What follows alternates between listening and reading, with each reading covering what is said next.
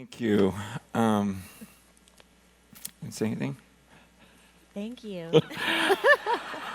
It's like 7 o'clock California time, and and yesterday we flew out to Little Rock real quick to do an interview, and then our flight got canceled on the way back. So we rented a car last night and drove here, and yeah, thank you. Yeah, it was. Appreciate that. But 5 minutes into the drive, I get pulled over. Man, I haven't been pulled over in years. And I might have been going 90. I was just like, man, I got to get to this conference. I don't know how I'm going to get there. And, new car, so you don't know how fast you're really going. It was wrong. It was wrong. I mean, I saw, I looked down. I was like, whoa, I'm going, 90. So I slowed down and then got pulled over. But he reminded me I was going 92. And so just confession time, since, Jason did his confession. Here's mine. But he let us go. That was awesome. I know. In Arkansas, state trooper, it was all right, I was thinking, you one of them Chinese from California, and so I'm thinking there's no way I'm getting out of this one, but, we got out, and so here we are. I knew he would have mercy on us. Really? Who would not have mercy after hearing your flight got canceled and you're taking a rental car driving to Dallas? I thought that was good enough to get off. An Arkansas guy wouldn't. I mean, you just always hear about those guys, like in the movies, that they don't like people from California. Anyways, here we are. That's the end of my confession. I haven't sinned other than that. No, it's just been a crazy trip, and yet I thank God that He got us here, and I don't know, even that video from Jason kind of got me thinking, because, that's when we used to hang out with Jason a little bit, and I think about, wow, it was during that period of time, and I don't think I ever seriously, just kind of asked him, hey, what's going on in your life? Like, how is your walk with the Lord? You just make assumptions. And haven't we all done that, where you were with a couple and and you were hanging out with them for so long, and you didn't think to ask, and then suddenly that week everything fell apart and he's gone, and you're like, I didn't even think to ask. I just assumed everything was good. And sometimes even on your church staff or wherever it may be. And so I guess when I watched that video, the thought that came to my mind is, don't just get up there and assume, oh, these are the leaders. Oh, these are the guys that are setting the pace, and they've got their walk with the Lord. Their marriages are strong, and this and that and everything else, and just make these assumptions. Because, like Jesus said to the church in Sardis, he goes, you've got this great reputation. You have a reputation that you're alive, but you're dead. That's Jesus speaking. Okay, everyone thinks you're a certain way, but are you really that way? And, man, I got to just throw it out there and remind you, this isn't just about a marriage conference. Or getting a marriage ministry together, not to belittle that, but it's kind of the whole theme of our book is, man, this is great. Yeah, let's enjoy each other. We were having a great time, and we want these happy marriages, and I hope you're having a great marriage, but there's something so much bigger going on. Like right now, there's a being up there who's looking at me right now. Like he notices me, and he knows what's going on in my heart. If I just want to be liked by you, if I want to be respected by you, or if I'm really here to say, no, he's so amazing, and we're going to face him. And he's done everything for us, and he's so much bigger than our marriage. That this book is not about marriage, okay? There's a couple verses in it about marriage, and yet we've got hundreds of marriage books. Okay, this book is about him, and this book is about a marriage between us and him, and even Ephesians 5 is not about this. It's not the miracle. The mystery isn't how a man and woman can become one. The mystery is Christ and the church. How in the world can God and I be connected right now? How in the world can one day he and I be married and have this marriage supper of the Lamb? That's what this book is about. And so even as we as leaders need to be very careful, we're walking on sacred ground, that we don't make marriage between a man and woman everything. This is a tiny, tiny piece that might give the world a glimpse of this future marriage that's to come. And so I got to ask you, is this right? I don't want to just assume, these are leaders. Of course they're all in God's word.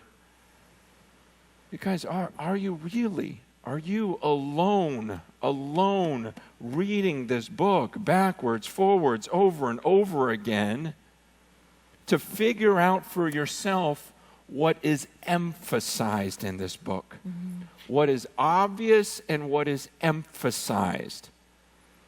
Okay, that's so important this day and age, because there's so many false prophets, so many false teachers out there that can pick one word and exegete the heck out of it, and say, so this means, and pull a whole theology around it. But I'm just saying, just read it. Read it for yourself over and over and over again and say, what is emphasized? Because you can go to the Christian bookstore right now and support any view you want. If there's one thing I learned in seminary, it's that I can make this book say anything I want. Throw out a Hebrew word no one else knows better, and just make it say it. Pull one verse out of context, but when you read it over, my question is, what does it emphasize? What is obvious? And this is obviously not a book about marriage. Okay, so while I believe in marriage and I love marriage and and God created marriage, let's be careful also not to over focus on the family. Yeah, or allow marriage to become something that ends up being an idol in our life, right? Especially when you're in marriage ministry and you're talking to married people and you're dealing with married problems. It's very easy to lose sight of our greater purpose and how many times the Lord has to tell people all throughout the Old Testament and again in the New Testament, but he's constantly saying, return to me, don't forsake me, like it says in Jeremiah 2, the spring of living water. My people have forsaken me, and they're going after all these other things. And in the way that we counsel and push people in their marriages, it isn't so that they can be so perfectly united with one another. It's so that they can be right with Christ, and that is what's going to unite them. Yeah, I mean, when we were talking about writing this book, it was in my head, I'm going, okay, do we really need 6,004 marriage books? Do I really need to write another one? But the point was, gosh, it's kind of a marriage book, and it's kind of not. I mean, it's about marriage in light of eternity, in light of this bigger picture. The passage that really, I've been having a hard time with words lately. It's bad for a speaker. Was pivotal in your thinking? Pivotal. No. Yeah, okay. Well, it's just the main verse that was, pivotal's good. Gosh, this has been happening just recently where obvious words are missing from my vocabulary. But it's the passage that I go, man, first of all, if you just wrote down, go through the Gospels and write down every time Jesus mentions family or husband and wife and marriage, just write down those verses and just start reading them. I think you'd be shocked. Okay, at what he says about husband, wife, mother, children. It's interesting what we emphasize and what this book emphasizes. But there was a passage that really motivated me to, in writing this book, and it's out of 1 Corinthians 7. In 1 Corinthians 7, verse 29, he says, "This is what I mean, brothers. The appointed time has grown very short. From now on, let those who have wives live as though they had none." And those who mourn as though they were not mourning, those who rejoice as though they were not rejoicing, those who buy as though they had no goods, and those who deal with the world as though they had no dealings with it. For the present form of this world is passing away. I want you to be free from anxieties. The unmarried man is anxious about things of the Lord, how to please the Lord, but the married man is anxious about worldly things, how to please his wife, and his interests are divided. And the unmarried or betrothed woman is anxious about the things of the Lord, how to be holy in body and spirit. But the married woman is anxious about worldly things, how to please her husband. I say this for your own benefit, not to lay any restraint on you, but to promote good order and to secure your undivided devotion to the Lord. So Paul, who's the one who says, husbands, love your wives, also writes, those who are married should live as though they're not. Okay, we didn't see that verse as a theme of many marriage books. So I'm like, hey, let's do this. Those who are married should live as, and I get it. There are some people who are married and totally live like they're not in a sinful way.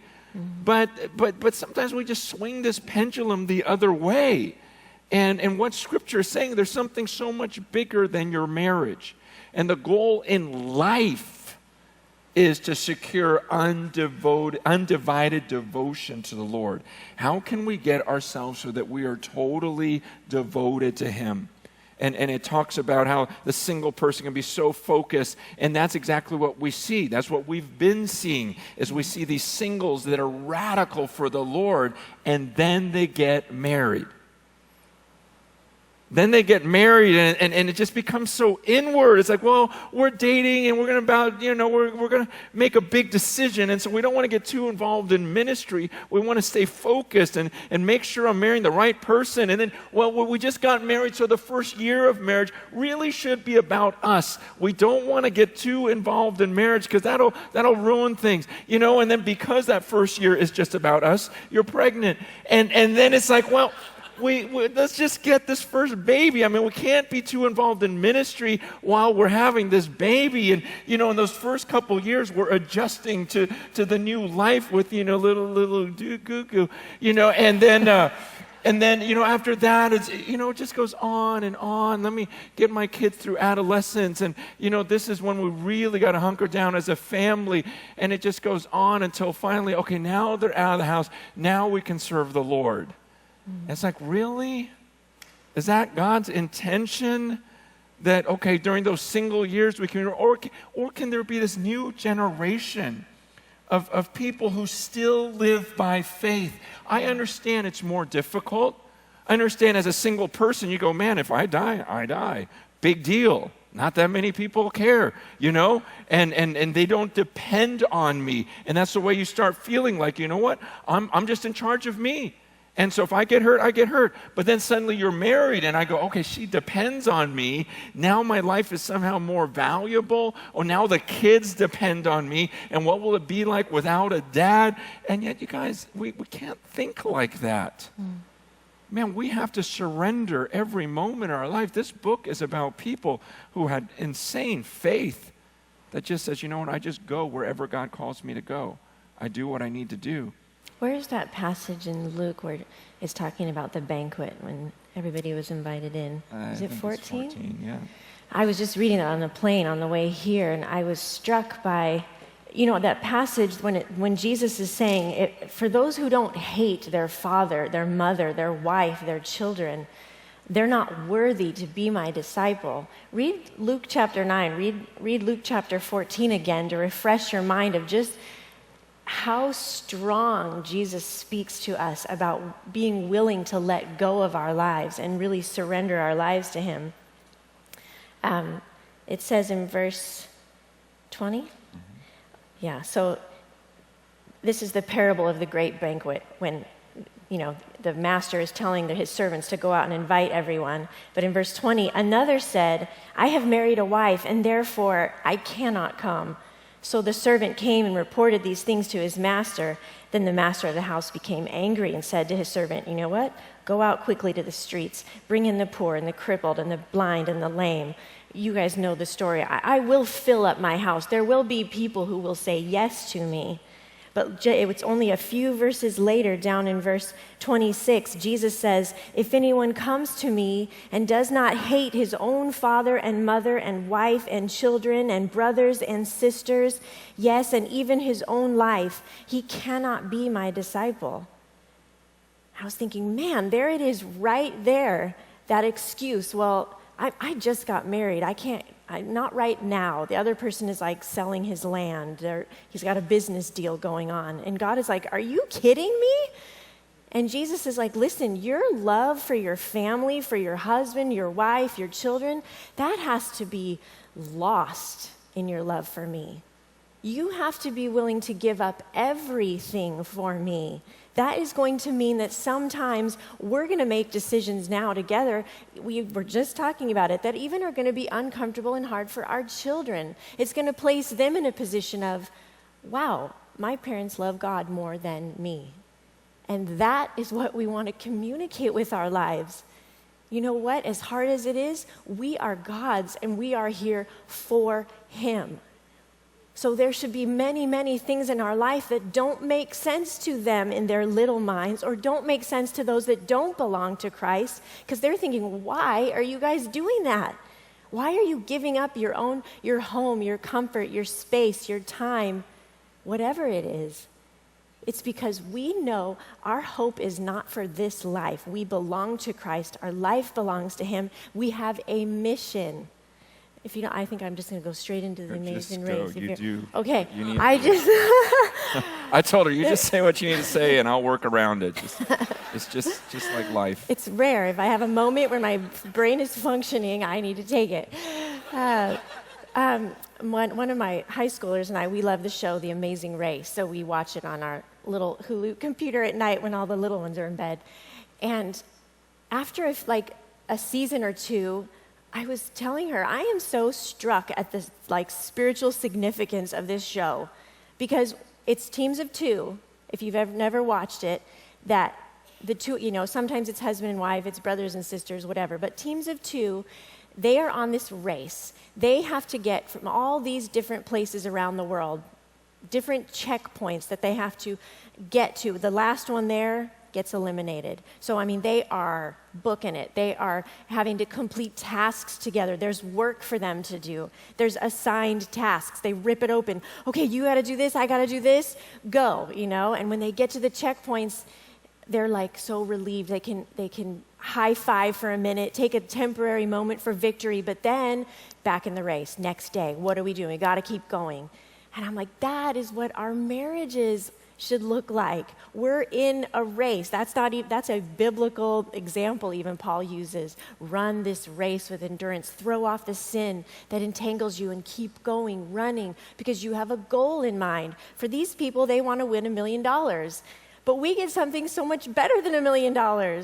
We get to the end of the race and finally get into the presence of God and look at each other and say, we made it, we did it, we're tired, we're worn out, we sacrificed some stuff, and it was hard work, but then God says, well done, good and faithful servants. That's our goal. And if we live our lives with that in our mind, we are going to be doing things differently. We're not going to argue as much. Those teams that argue and bicker and fall apart, they're out of the race. But those teams that work together and remember what they're doing and remember why they're doing it, and they have the goal in their mind, they just are united. And it's like, yes, let's get on the race. Yeah, it's the whole idea of, is there a point to your marriage? Is there a point to your life beyond just loving yourself and enjoying yourself? But are you here for something? And that's why I love that analogy that she brought up at some marriage conference when she said it. She was like, man, I feel like our life is this long episode of The Amazing Race, that we don't even have time to celebrate the victories. It's high five, and let's go on to the next one. And then one day we're going to collapse into His arms. We're going to cross that finish line. And that's the idea, is this goal. I love what Paul tells Timothy. This is one of my favorite, maybe my favorite passage, 2 Timothy 4, at the end of his life, when Paul says, in verse 6, I'm already being poured out as a drink offering. The time of my departure has come. I have fought the good fight. I've finished the race. I've kept the faith. Henceforth, there's laid up for me the crown of righteousness, which the Lord, the righteous judge, will award to me on that day, and not only to me, but also to all who have loved his appearing. Or Paul, at the end of his life, he goes, I did it. I finished the race. I completed everything. I fought the fight. Man, I've been fighting my whole life for this, and now I'm going to receive my reward. See, if I didn't really believe in that day, then we would be living our lives completely different right now. But what does it mean for me to actually love my wife? It doesn't mean I do all the things on earth that's going to make her life most comfortable and most fun.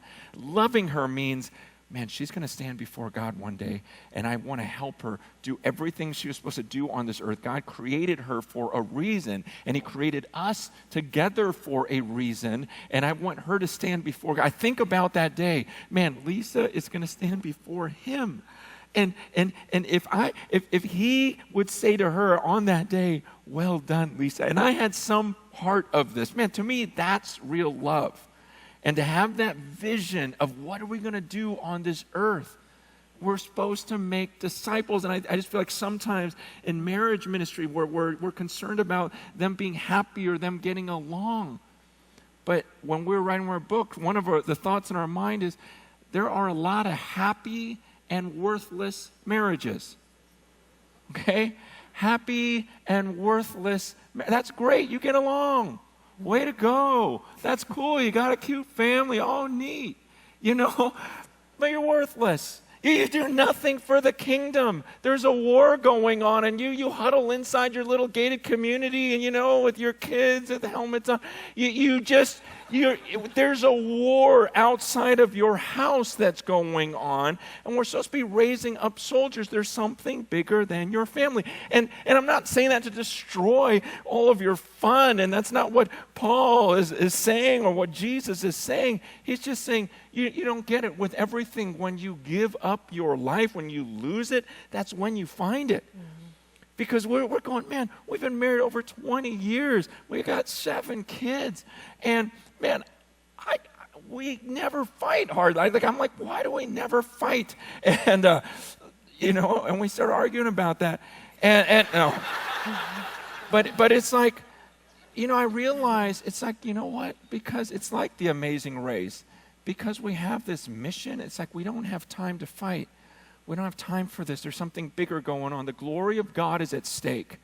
Okay? We cannot bicker about this. Mm-hmm. There's something bigger going on. Remember, we're trying to cross this finish line. We're trying to win this race. Okay? So we got to get over this because we're about something bigger. And we just find so many people, I think they lose sight of the mission, and that's what causes their marriages to fall apart. Mm-hmm. And yet when you work together, like any sports team, when you're actually about the championship and you win that championship, what happens?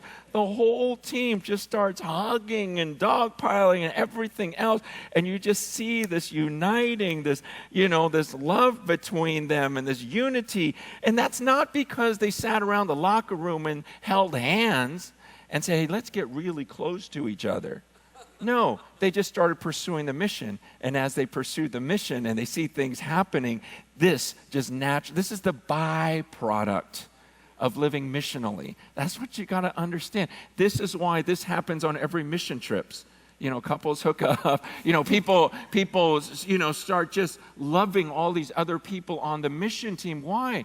Because they were serving together. And what's destroying couples is too much of just focusing on one another. Mm-hmm. It's like, well, you're not meeting my needs. And yet what Scripture teaches is it's not about me looking at myself and what I need. In fact, in 2 Timothy 3, he warns how in the latter days, people are going to be lovers of themselves. It's like what pleases me. And looking back in my years of marital counseling, I've been counseling couples for 20-something years, and you look back and you look at mistakes you made, and I realized, gosh, they just kept looking at each other. They didn't really look at God. They didn't really look at his mission. And I didn't turn them there. I just kept listening to why she's so horrible and why he's so horrible. And there were times I'd throw my hands in there. I go, you guys have both convinced me. I wouldn't want to be married to either one of you. I would just say that. I go, seriously, he's terrible. You're terrible. I hate being with either one of you. I've said that. This is terrible to me. Okay, so you guys both, you're great lawyers. The point is, it's like a guy emailed me the other day, why don't you give me more of your time? And I'm like, you know what? It's because that's the last thing you need is more attention. First of all, you're single, and no one depends on you right now. You're not discipling anyone. Man, you know how many people depend on me?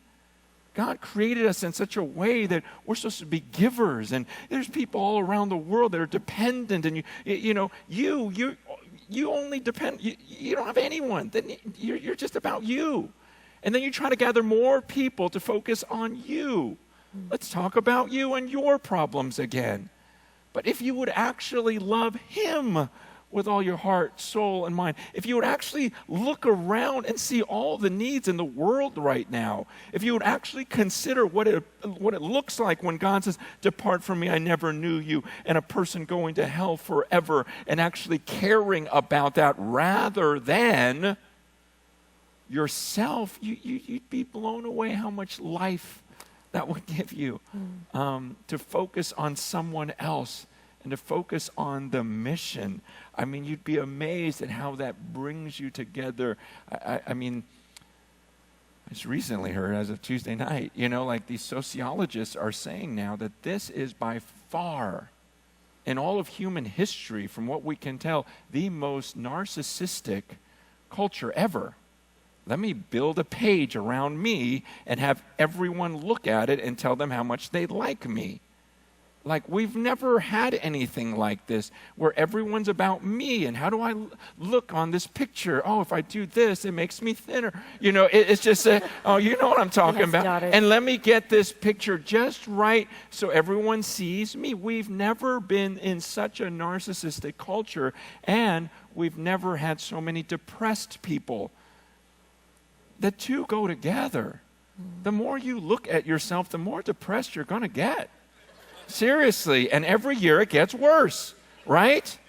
And so we wonder what's going on, and that's why, man, the answer is not let's just focus on this and this will fix everything. It's like, no, let's take our eyes off of this. There's something bigger going on, and if we focused on His mission, you'd be amazed how the byproduct of this comes together, and you've got this family that's just really focused on the mission.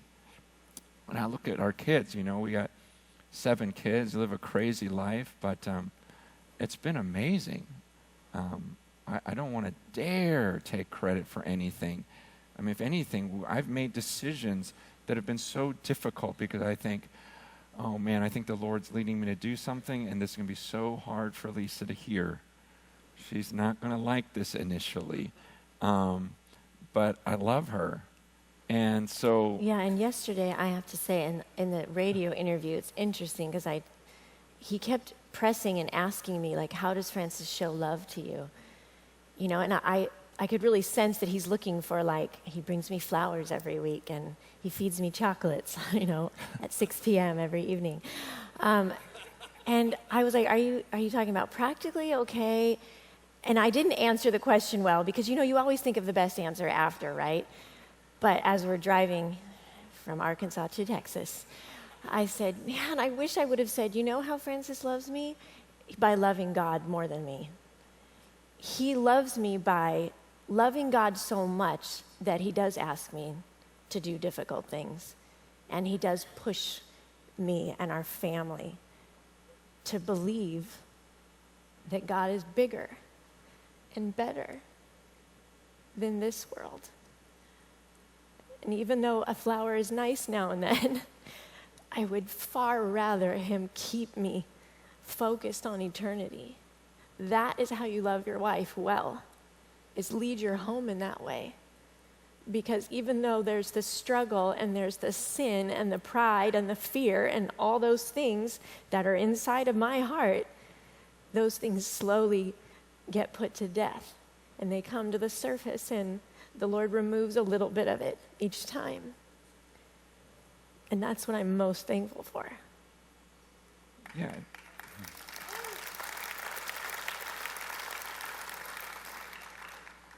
And that's what's going to fulfill Lisa, is not me. I'll never meet all of her needs. I have No, I'm kidding. way No, too many. She's not needy. Here's a Coke. Go to Target and see what's happening.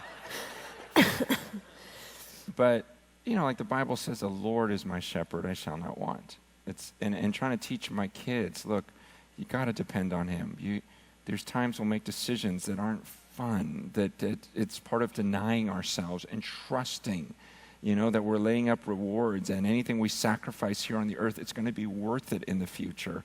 And I know you can't see it right now, but it's there, and I can't promise you that we're going to have the most comfortable, easy life here. I mean, when I read this book, it's about people who lived by faith till the end, even though they never saw the promise on the earth, but they knew something better was coming. That's what this book is about.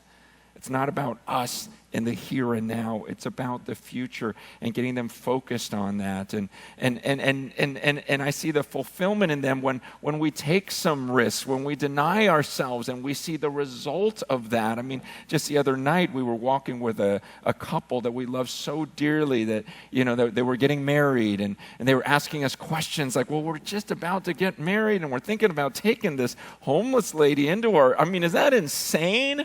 And we're like, yeah, it is.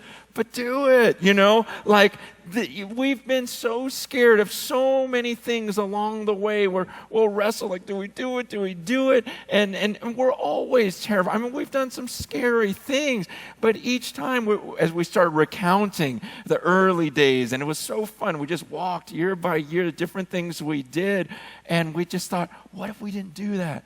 We would have missed out. Like, I'm so glad we just tried, we pursued.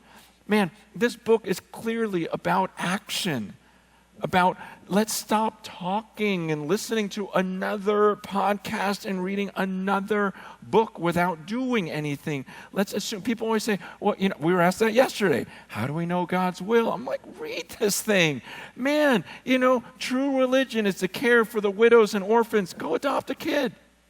Well, I don't know if God told me to do that. Yes, he did. Why? My question is, why wouldn't we assume adoption? Unless we hear a voice from heaven telling us to stop. But we do everything backwards. We go, well, I don't really want to do that, so I need to hear a voice from God. I'm going, no, you heard a voice from God. Now start doing it, start pursuing it, unless you're a voice saying, stop. Don't adopt, you weirdo. What are you thinking? Isn't that the voice we should be listening for? Because he already said something else.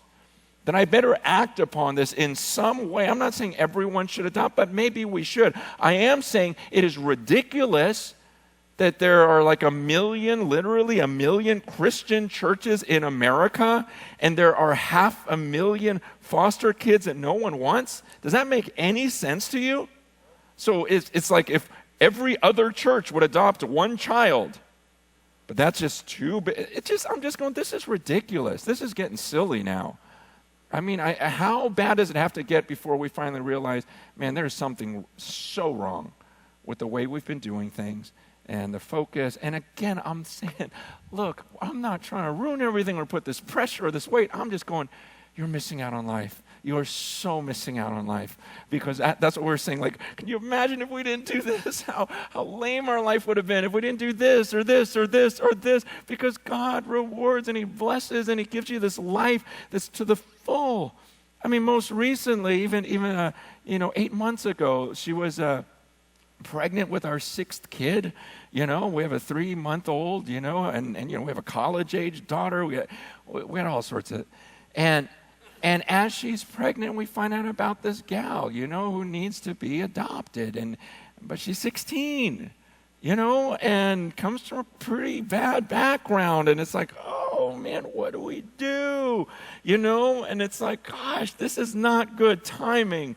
You know, she's pregnant. This is not a good time to ask for anything. You know, it's just, and yet, it's kind of like, well, what if we don't do it? You know, what's going to happen to her and this and that, and to take her into our home, and I can't imagine life without her now. So we're in this process of adoption. I mean, we are crazy about this girl. And I even remember, you know, it was even just a few weeks into it, and the social worker comes over and says, you know, how long is she allowed to stay in your house? And when I was able to just look at her, and it just flowed out of my mouth like, honey, you can stay here as long as you want. I will treat you, I will take you as one of my daughters. You see how I treat my girls? I want you to be one of my girls. And you know what? Everything I own would be yours. You would be just like them, no different. I want you as my own. You know, as long it's up to you, but you can stay here as long as you want, honey. I will take you as one of my daughters. And as I'm saying that, man, I just had this moment as it's coming out of my mouth. Man, I can't even explain, because somehow simultaneously, it's like God was speaking to me, going, Francis, don't you hear yourself? Don't you hear what you're saying? That's everything I've been saying to you. Man, why is it that you still feel insecure sometimes? Why is it? Why do you think you're able to just look at this person and say, look, I want to adopt you. Everything that's mine is yours. It's because I put that spirit in you, and it's because that's what I'm saying to you, Francis. Everything that belongs to my son, Jesus, you see him.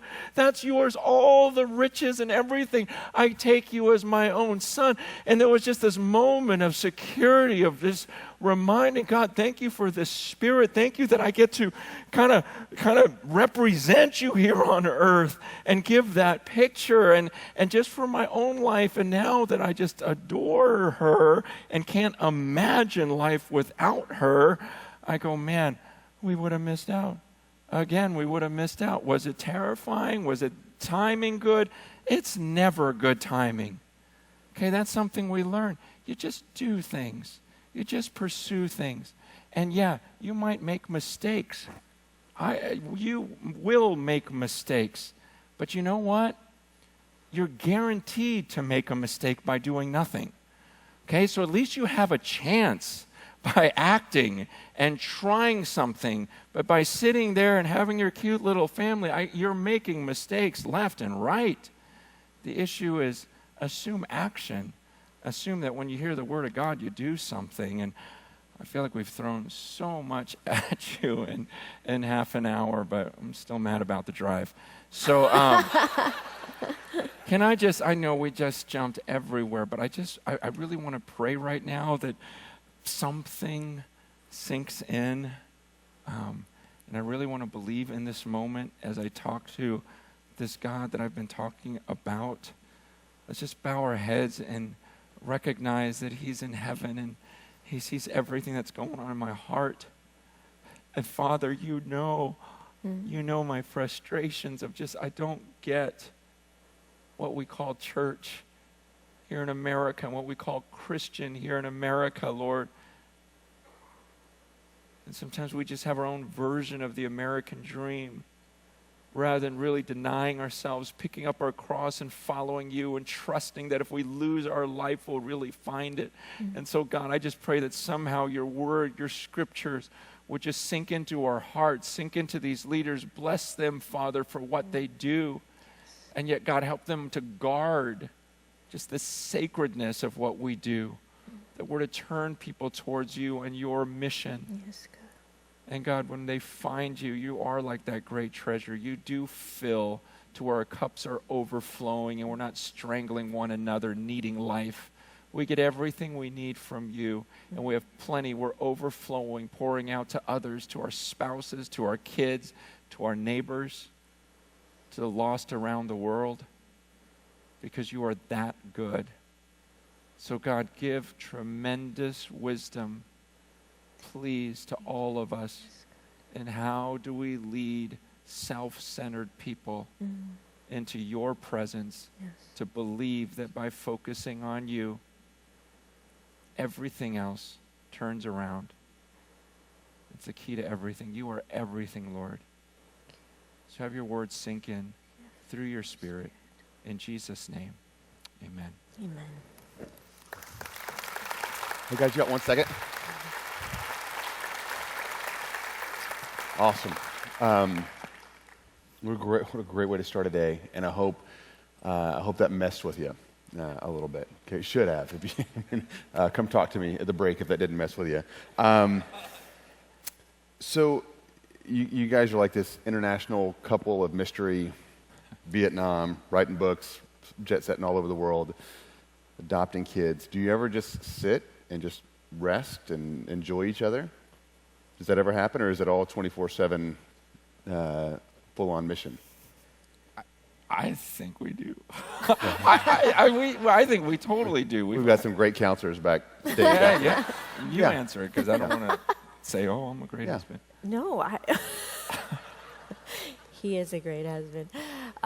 Yes, just last week, our older daughters, they're old enough to stay home with the little ones now, so it's like, let's go down to that little sushi place and get a crunchy roll and some edamame for $1. No, I mean, like we rest and enjoy each other and have fun, and sometimes I get to come on a trip with him. A lot of times he'll take one of the children with him so they can bond and have a good time.